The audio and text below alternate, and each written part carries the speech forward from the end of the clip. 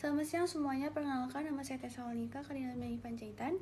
Hari ini saya akan membahas salah satu bencana alam yang sering terjadi di Indonesia, yaitu gempa bumi. Gempa bumi adalah peristiwa bergetarnya permukaan bumi akibat pergerakan lapisan batuan di permukaan bumi.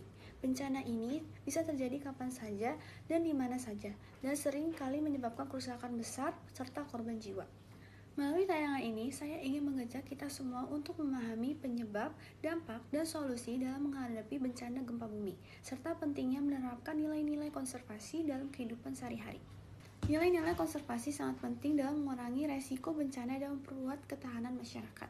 Beberapa nilai konservasi yang relevan antara lain, yang pertama, peduli lingkungan, dengan menjaga kelestarian alam seperti tidak merusak hutan dan tidak menambang secara berlebihan. Yang kedua, tanggung jawab, menyadari bahwa tindakan kita dapat memperparah atau memperbaiki kondisi lingkungan. Yang ketiga, kerjasama dan gotong royong, karena kesiapsiagaan bencana membutuhkan dukungan dan partisipasi bersama. Yang keempat, disiplin dan kesadaran. Misalnya mengikuti simulasi evakuasi atau membangun rumah tahan gempa. Dengan menerapkan nilai-nilai ini, kita bukan hanya melestarikan alam, tetapi juga membantu melindungi diri dan orang lain dari risiko gempa bumi. Indonesia termasuk dalam wilayah cincin api Pasifik atau Ring of Fire, yaitu daerah dengan aktivitas gempa dan gunung berapi yang sangat tinggi. Hal ini menyebabkan Indonesia sering mengalami gempa bumi dari tahun ke tahun.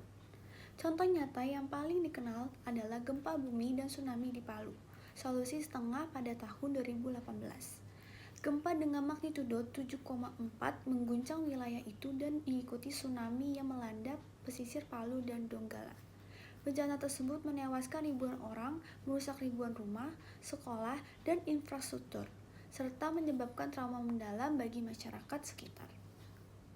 Selain itu, gempa di Cianjur, Jawa Barat pada tahun 2022 juga menjadi salah satu bencana besar. Ratusan orang meninggal dunia, ribuan rumah rusak, dan banyak warga kehilangan tempat tinggal. Kedua peristiwa itu menjadi pengingat bahwa Indonesia harus selalu siap menghadapi ancaman gempa bumi. Dijelaskan lebih lanjut, gempa bumi di Palu, Sulawesi Tengah terjadi pada 28 September 2018. Hingga saat ini sudah lebih dari 7 tahun berlalu, namun kenangan tentang bencana tersebut masih terasa jelas. Gempa itu tidak hanya menyebabkan kerusakan parah, tetapi juga menimbulkan tsunami dan likuifaksi yang menelan ribuan korban jiwa dan menghancurkan ribuan rumah. Sementara itu, gempa bumi Cianjur, Jawa Barat terjadi pada 21 November 2022 dengan kekuatan 5,6 magnitudo. Meski skalanya lebih kecil, dampaknya sangat besar karena terjadi di daerah padat penduduk. Kini sudah 3 tahun berlalu, namun banyak warga masih berjuang membangun kembali kehidupan mereka. Gempa ini menunjukkan pentingnya kesiapsiagaan masyarakat karena banyak korban jatuh akibat bangunan yang tidak tahan gempa. Dari kedua kejadian ini, kita belajar bahwa mitigasi bencana adalah kunci utama. Solusi yang bisa dilakukan antara lain, yang pertama, meningkatkan edukasi kebencanaan di sekolah dan masyarakat. Yang kedua, membangun rumah tahan gempa sesuai standar keselamatan.